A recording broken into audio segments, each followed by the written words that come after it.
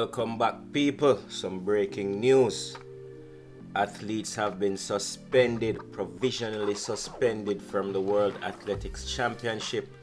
Lawrence Cherono and Randolph Ross are provisionally suspended, and this is according to the Sports Star. It says that the Kenyan marathon runner Lawrence Cherono and American 400 meters runner Randolph Ross were provisionally suspended by the Athletics Integrity Unit, the AIU, on Saturday, ruling them out of the current World Championship in Eugene.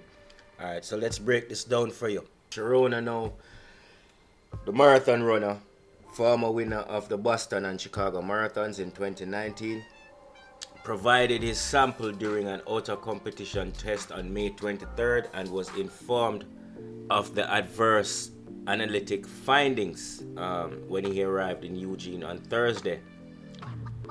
Substances in this category modify how the body metabolizes fat. It is approved for use in some countries to treat chest pain stemming from a lack of blood supply and oxygen to the heart.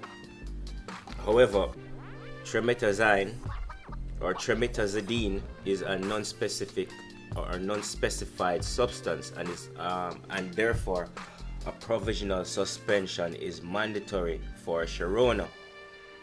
Alright, in the case of the American 400 runner Ross, who was slated to be part of their 4x4 relay, he is in trouble for a whereabouts violation where the AIU was trying to find him to do testing, but he was not available. This happened on June 18, and the investigation into the matter concluded when he was interviewed by the AIU in Eugene on July 14, which led to his suspension. So both the marathon runner and the 400 meter runner are suspended.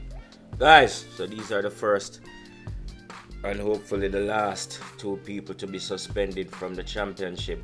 Let me know what you think in the comment section. Remember, like, subscribe, and we'll see you next time.